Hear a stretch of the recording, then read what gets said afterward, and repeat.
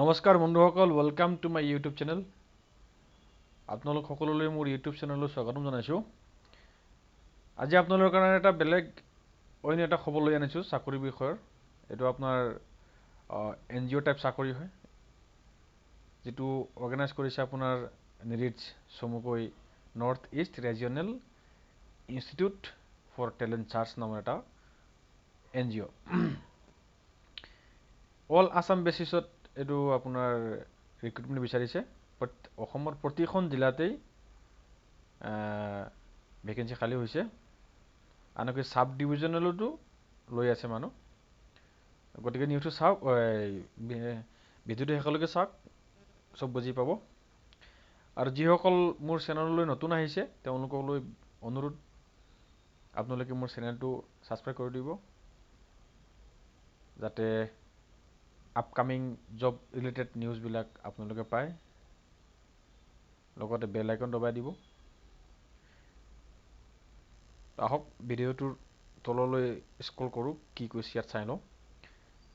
নিৰিটছ Assam recruitment 2025 পদৰ সংখ্যা হৈছে আপোনাৰ 62,440টা আৰু পোষ্ট হৈছে আপোনাৰ এডুকেশ্যনেল চেণ্টাৰ ছুপাৰভাইজাৰ।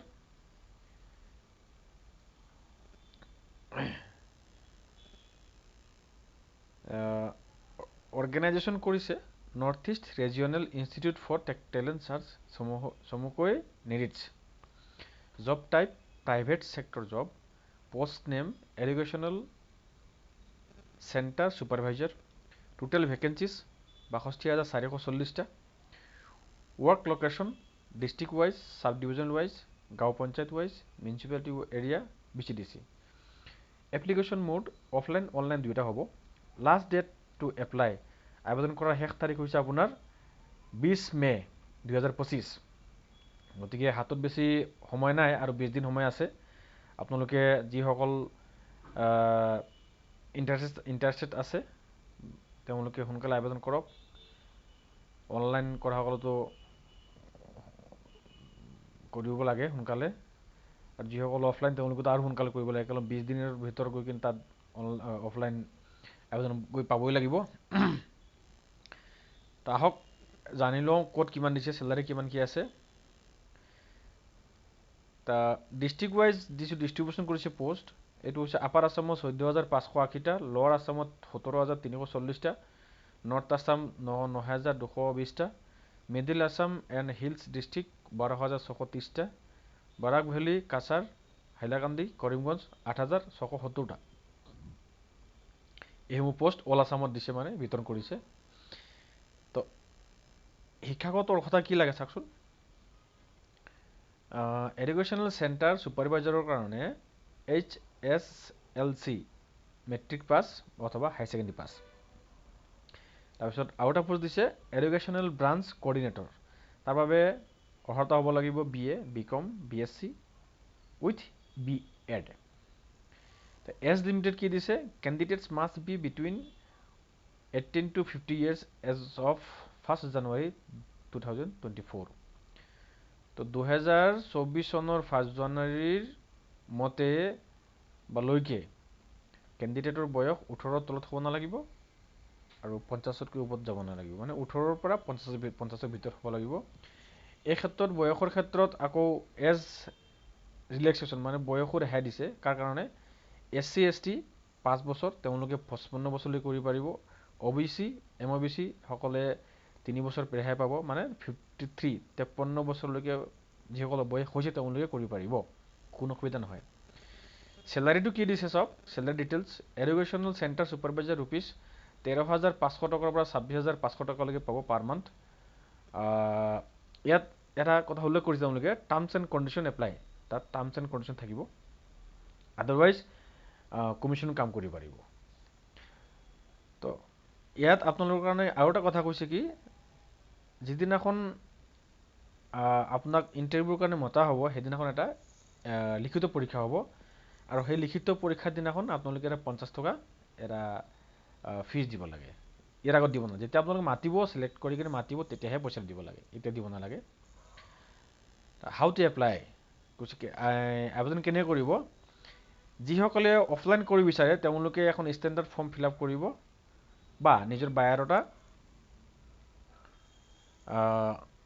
এখন খামৰ ভিতৰত ভৰাই দিব আৰু এই তলৰ যিটো এড্ৰেছ আছে এই এড্ৰেছত পঠাই দিব।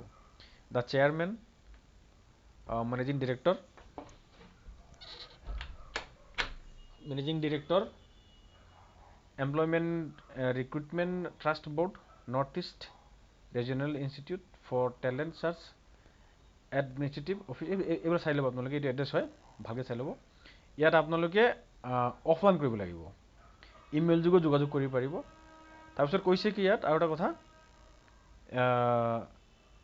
যেতিয়া আপোনালোকে অফলাইন আবেদন কৰিব, সেই অফলাইনৰ লগত আবেদন কৰাৰ সময়ত যিটো আপোনাৰ এনভেলপ থাকিব, সেই এনভেলপটো এইটো এড্ৰেছ লিখিলেই, যিটো অফিচিয়েল এড্ৰেছ হয়, ইয়াৰ উপৰিও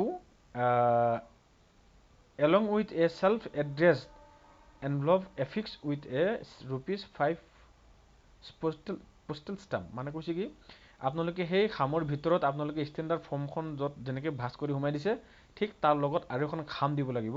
তাত আপোনাৰ নিজৰ এড্ৰেছ, নাম, ঠিকনা ধুনীয়াকৈ লিখিব লাগিব আৰু লগত এটা 5 টকীয়া ডাক টিকট মানে ষ্টাম্প লগাই দিব, যাতে যেতিয়া আপোনাক চিলেকশ্যন কৰিব তেতিয়া সেই যিটো আপুনি ডাক টিকট লগাই দিছে এখন খামত, সেই খামখন আপোনাৰ সেই পোষ্টেল এড্ৰেছ আপোনাৰ এড্ৰেছলৈ পঠাব, যাতে আপুনি খবৰটো পায় যে আপুনি চিলেকশ্যন হৈছে আৰু আপোনাক ইণ্টাৰভিউৰ কাৰণে মতা হৈছে।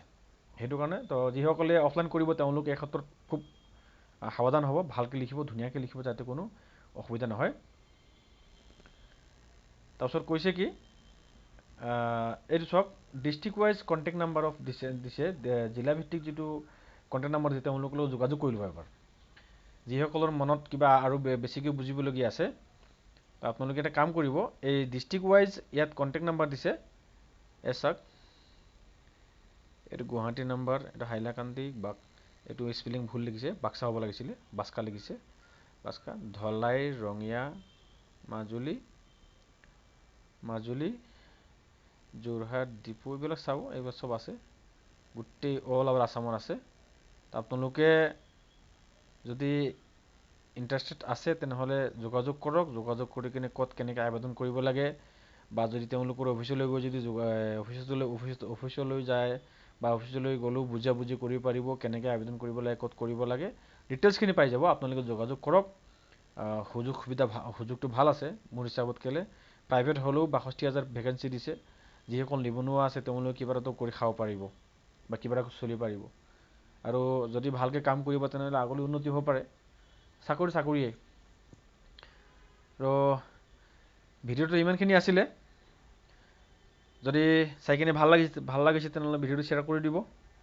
আৰু পুনৰ আকৌ অনুৰোধ কৰিছোঁ, যিসকল মোৰ চেনেলটোলৈ নতুন আহিছে তেওঁলোকে মোৰ চেনেলটো কাইণ্ডলি ছাবস্ক্ৰাইব কৰি দিব।